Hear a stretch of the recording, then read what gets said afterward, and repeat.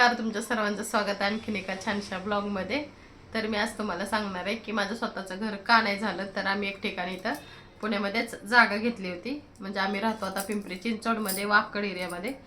तर मी आत्ता सध्याला राहिलाय वाकड एरियामध्येच आहे इथंच. पण जवळ आहे, मी प्रॉपर तुम्हाला ॲड्रेस नाही देऊ शकत, मी थेरगावात राहते. तर वाकडमध्ये मी जागा घेतली होती. तर जागा होती एकाची, विकली होती आम्हाला एकाने. तर मग ज्याने विकली होती तो म्हणला माझी जागा आहे, तुम्ही कोणाकडून घेतली. तर आम्ही तिसऱ्याकडूनच जागा घेतली होती आणि त्याचे दुसरे दोन भाऊ होते, ते एकाची सही झाली एकाची नव्हती झाली. तर आम्हाला त्याचे पैसे पण रिटर्न मिळाले नाही. आम्ही 4.5 लाख रुपये कॅश पैसे भरले होते. मी तुम्हाला मागच्या व्हिडिओमध्ये सांगितलं होतं की आम्ही तिकडचं घर विकलं होतं. मग तिकडचं घर विकून इथं आलो होतो आम्ही. मग ते विकलेले पैसे आमच्याकडे होते. मग ते पैसे आम्ही तिथं दिले होते, पण ते पण पैसे आम्हाला काय अर्धेच भेटले, अर्धे भेटले नाही.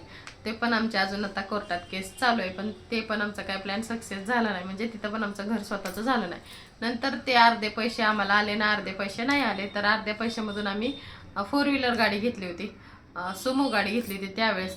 त्यामध्ये पण आम्ही खूप सारे लॉसमध्ये गेलो आणि सुमो गाडीचं पण आम्हाला तेवढा काय अनुभव नव्हता, काय नव्हतं. तर म्हणतात ना, एकदा माणसाचं काय म्हणतात ते, गाडी घसरायला लागली की रुळावरनं ते घसरतच जाते. तर तसंच आमच्या बाबतीत झालं. मग तिथं पण आम्ही लॉसमध्ये आलो. मग ती पण गाडी आम्ही विकून टाकली. नंतर आम्ही गावाला घर बांधायला सुरुवात केली. म्हणलं पुण्यात तर आपल्याला स्वतःचं घर होत नाही, तर गावाला तर घर बांधूया. 1 मिनिट फॅन लावते, गरम होते. तर आम्ही गावाला घर बांधायला सुरुवात केली. तर गावाला आम्ही अर्धा गुंठा जागा घेतली, नाही एक गुंठा जागा घेतली आणि तिथं घर बांधायला सुरुवात केली. तर तिथलं स्लॅब वगैरे सगळं झालं नाही. एक दिवशी जिना बांधला होता, म्हणजे वरती जायला जिना केला होता. तो जिना रातोरात पडला, म्हणजे असं बांधला की असा पडला. असं 3 वेळा आमचा तो जिना पडला होता. तिथं पण आम्ही खूप स्ट्रगल केला. तिथे तर आम्हाला खूप सारे खर्च करावा लागला, कारण आम्ही पुण्यात राहत होतो, गावी जाऊन येऊन जाऊन अपडाऊन करावं लागायचं. तर ठीक आहे, ते पण व्यवस्थित झालं. पण अर्ध घर बांधल्यानंतर ही मुलगी आजारी पडली. ह्याच्यात 4 महिने गेले. त्याच्यानंतर आमचं बांधकाम 2 वर्ष बंद पडलं होतं. म्हणजे माझ्या बाबतीत घराचं काय असेल किंवा नाही, तुम्ही मला कमेंटमध्ये सांगा. कारण मला घर कुठंच घेणं मला सक्सेस झालं नाही आतापर्यंत. अजून पुढचं सांगते तुम्हाला. तर त्या घरासाठी पण आम्ही 2 वर्ष थांबलो. नंतर अगोदर बांधलं, त्याच्यानंतर म्हणजे स्लॅब पडलं होतं, पण बाकीची कामं बरीच राहिली होती. आतलं बांधकाम वगैरे सगळं राहिलं होतं. पोटमाळे, परत किचन वाटा, बाथरूम, टॉयलेट सगळं राहिलं होतं. मग नंतर 2 ते 3 वर्षांनी परत सगळं रेग्युलर झालं. ही नीट झाल्यावर मग नंतर आम्ही ते घर बांधलं. ते बांधल्यानंतर आम्ही त्याची पूजा वगैरे केली आणि ते घर बंदच असायचं. आता माझे सासू-सासरे राहतात तिथं सध्या, पण त्याच्या अगोदर नंतर बंद असायचं. मग आम्ही कधीतरी येऊन जाऊन करायचो. आता पण जातो आम्ही कधीतरी. कधी गेलं तर मी तुम्हाला माझं गावाकडचं घर दाखवते. पण आता जरा सासू-सासरे राहतात, त्यामुळे ते स्वच्छता वगैरे नाही आहे. पण लग्नाच्या टायमाला मी तुम्हाला नक्की व्हिडिओमध्ये माझं घर दाखवीन. माझं घर आहे स्वतःचं, मला नाही असं नाही, पण माझं गावी घर आहे. आणि नंतर ते झाल्यानंतर आम्ही इकडं इथल्या एरियाला का पवारनगरला, पवारनगरला पण आम्ही जागा घेण्याची कोशिश केली. मग तिथं सगळे आजूबाजूला आपले मराठी लोक नव्हते, मुस्लिम लोक होते, त्यामुळे आम्ही तिथलं कॅन्सल केलं. आणि नंतर मग आम्ही भोसरीला, दिघे आळंदी रोडला, तिथं फ्लॅट बुक केला. म्हणजे एका मैत्रिणीने कॉल केला, म्हणली तिथं फ्लॅटची ओपनिंग सुरू आहे, म्हणली तू येतेस का. तर कमी बजेटमध्ये आणि छान असे फ्लॅट भेटणार आहेत, म्हणले तुम्हाला घ्यायचं असेल तर घे. तेव्हा माझ्याकडे काही पैसे नसायचे, पण थोडेफार होते. तेव्हा आम्ही बुकिंग केली, 11,000 रुपये भरून बुकिंग केली. 11,000त बुकिंग झाल्यानंतर मग आम्ही 2018 साली फ्लॅट बुक केला होता.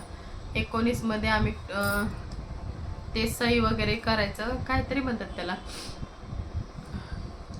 तुला नाही माहिती मला. 2018ला आम्ही फ्लॅट बुक केला. नंतर 19मध्ये आम्ही त्याच्या सगळ्या सह्या केल्या. 19 साली आम्ही 2019 साली लोनची प्रोसिजर झाली. आम्ही 5 लाख रुपये कॅश भरले. त्यावेळेस पैसे नसायचे, पण आम्ही कसे करून जमवले होते.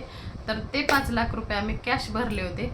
आणि बाकीचं आमचा 18 लाखाचा फ्लॅट होता आणि बाकीचं सगळं लोन केलं होतं. लोन केलं आणि मग सगळं झालं. आम्हाला असं वाटलं 2021मध्ये आम्हाला फ्लॅट आमच्या ताब्यात भेटणार होता. म्हणजे 18ला बुक केला, तर 18, 19, 20 आणि 21 त्यांनी 3 वर्ष सांगितलं होतं, तरी आम्ही 1 वर्ष एक्स्ट्रा पकडलं होतं. मग लॉकडाऊन पडलं 2020 साली. 2020 साली लॉकडाऊन पडलं, 19मध्ये आम्ही पैसे भरले आणि 20 साली लॉकडाऊन पडलं. तर तेव्हापासून आम्ही आत्तापर्यंत लोन भरतोय आणि आम्हाला तेव्हापासूनचा तो फ्लॅट मिळाला नाही. तर मग आम्ही केस कुणावर करायची, बिल्डरवर करायची किंवा कोणावर करायची ते आम्हाला काहीच माहिती नाही. म्हणजे फ्लॅट बुकिंग करताना तर सगळं, आणि आम्हीच नाही बऱ्याच लोकांनी तिथे फ्लॅट बुक केले आणि आमचे व्हिडिओ पण त्यांनी शूट केले होते. मॅडम तुम्हाला कसं वाटतंय काय.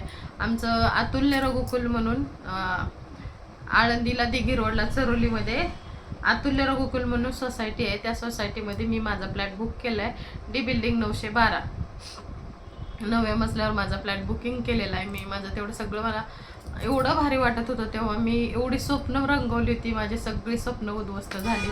मी त्या घरासाठी सगळ्या गोष्टी घेऊन ठेवल्या होत्या. मी असं करण, मी तसं करण. कसं असतं, प्रत्येक गृहिणीला वाटतं माझं स्वतःचं घर असावं, तसं मला पण वाटतं आणि अजून पण वाटते. ते पण मी कधी जिद्द सोडणार नाही. मी कधी ना कधी माझं भविष्य स्वतःचं घर घेणार. 2019मध्ये 19 गेलं, 20 गेलं, 21 गेलं, 22 पण गेलं. आम्हाला वाटलं लॉकडाऊनमुळं अजून थोडंसं लांबलं असेल. 20 गेलं, 22 पण गेलं, मग 23 आलं. 23मध्ये मग आमची कोर्टात केस सुरू झाली. मग दिवाळखोर प्रॉपर्टी निघाली, म्हणजे आमच्या आहोत असे म्हणतात, दिवाळखोर प्रॉपर्टी निघाली ती.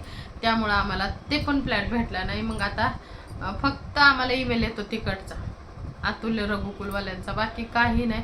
बँकेत गेलं तर ते बँकवाले मग आम्हाला त्रास देतील जर आम्ही लोन नाही भरलं तर. त्यामुळे आम्ही बँकेचं लोन अजून पण भरतोय. तर ते 12,000चं लोन आम्ही अजून फेडतोय. आता ह्याच्यामध्ये कोणाचा दोष आहे, आमचा दोष आहे का त्या बिल्डरचा दोष आहे. पण माझ्याच बाबतीत का असं होतं, प्रत्येक वेळेस मलाच का असं सगळ्या गोष्टी सहन कराव्या लागतात, असं मला कधी कधी वाटून खूप रडायला येतं. म्हणजे मी असं नाही की आम्ही प्रयत्न केला नाही घर घेण्याचा, सगळीकडून आम्ही सगळे प्रयत्न करून झाल्यात घर घ्यायचा, आणि अशी फसवागिरी लोकांनी करू नये. आणि गरिबांनाच त्याची जाणीव असते. प्रत्येकाकडं पैसे असतात असं नाही. कसं कसं करून आम्ही ते घर घेतलं होतं. आता आम्ही म्हणलं होतं तिकडचं तर कॅन्सल झालं जागेचं, तिथं पण अर्ध्या जागेला फसलो. नंतर गावी घर बांधलं तर तिथं पण थोडाफार प्रॉब्लेम झाला. खूप वर्ष तिथं पण गेले, तिथं पण 8-9 लाख रुपये भरून, पण ते स्वतःचं झालं, तिथं गावाकडचं घर झालं. पण मला असं वाटतं जाऊ दे, ठीक आहे. माझ्या आयुष्यात लगेच कुठल्या गोष्टी मी म्हणते ना मला सहजासहजी मिळत नाही. मला हा तरी माझा फ्लॅट मिळायला पाहिजे. 2026 चालू आहे आता, आणि माझ्या बिल्डिंगपर्यंत म्हणजे 9व्या मजल्यापर्यंत काम चालू होतं. 9व्यापर्यंत झालेलं आहे आता सध्या पण तिथलं. पण आता काय प्रॉब्लेम आहे का आहे माहिती नाही. आता आम्ही केस टाकली, पण ते आम्ही नाही टाकली, वकिलांनी टाकली. ते सरकारी जप्त झाले वाटतं जागा वगैरे. पण ते अजून आता आम्हाला कधी भेटणार, कधी त्याचा निकाल लागणार आणि कधी आम्हाला आमचं घर भेटणार, ह्याच आशेवर आम्ही आहे अजून पण. पण सगळेजण म्हणतात की तुम्ही आता पैसे भरताय, लोन भरताय, तर तुम्हाला तुमचं घर भेटेल.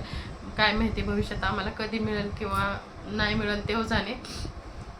पण आतापर्यंत आम्ही 18 लाखाचं कर्ज 5 लाख रुपये कॅश भरलेत, आणि बाकीचे जे राहिलेली रक्कम होती ती आम्ही लोन करून भरली होती. तर हे असं माझ्या घराच्या बाबतीत माझं सगळं झालेलं आहे. तर मला बरेच जण असं विचारतात की वैशाली तुझं घर का नाही झालं, तर ह्या कारणामुळे माझं स्वतःचं घर झालं नाही. पण मी काय जिद्द हारणार नाही, कधी ना कधी मी स्वतःचं घर घेणार म्हणजे घेणार. तर हे आज होतं माझ्या घराबद्दलची माहिती. तुम्हाला कशी वाटली मला कमेंट करून नक्की सांगा. आणि जर समजा हे माझे व्हिडिओ बघणारे जर कोणी असन, अतुल्य रघुकुलमध्ये कोणी फ्लॅट घेतला आणि त्यांना जर नाही भेटला, तर दिघी आळंदी रोडला हे प्रोजेक्ट चालू होतं. आता पण तो प्रोजेक्ट पूर्ण लॉक केलेला आहे, म्हणजे तिथं आतमध्ये पण जाऊ देत नाहीत, बंद आहे ते प्रोजेक्ट. आणि सॅम्पल फ्लॅट बघायला मी गेले होते. आता तो व्हिडिओ फोटो वगैरे माझ्याकडे नाही आहे सध्या. मी असतं तर मी तुम्हाला आहे व्हिडिओ कशात आहे, व्हिडिओ नाही पण फोटो आहे. तर मी बुकिंग केलेला तो फोटो आहे. आणि घेऊन टाक मित्रा, तो मी पोस्टर दाखवते तुम्हाला एकच मिनिटात. ते माझ्याकडे पोस्टर आहे. तर हे बघा ते प्रोजेक्ट होतं. तर हे आले होते, काय यांचं नाव मला अवधूत गुप्ते सर आले होते ह्याच्या ओपनिंगला. यांना पण मी समक्ष भेटलेले आहे तिथं. आणि हा होता 1 BHK आणि तिथं 2 BHK. तर हा 1 BHK मी तिथं बुकिंग केला होता. हे पण आहे, मी तुम्हाला बॅक कॅमेऱ्याने दाखवते. तर हा बघा मी असा 1 BHK बुक केला होता. तर ही एंट्री होती, इथं छोटीशी गॅलरी होती, इथं हा हॉल होता, इथंच किचन, इथं टॉयलेट बाथरूम आणि इथं बेडरूम. असं मी माझ्या बजेटनुसार, माझ्या काय म्हणतात हैसियतनुसार मी बुक केला होता.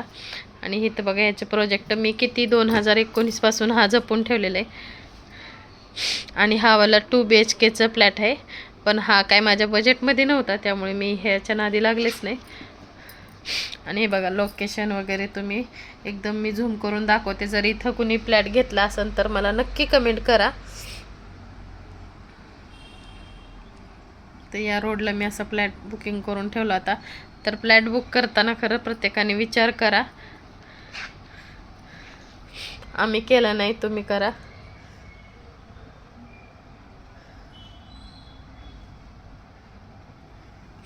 तर ही बघा अशी बिल्डिंग होणार होती. अर्धीच बिल्डिंगचं काम झालं असं 9व्या मजल्यापर्यंत. हे बाकीचं 15 मजली बिल्डिंग आहे ते झालं नाही. मी खात्रीने सांगतोय मित्रा, बघशील तर चकित होशील असं यांनी म्हटलं होतं, पण काहीच नाही झालं. बघून चकित काय घेऊन फसलोय आम्ही फसलोय, तुम्ही फसू नका.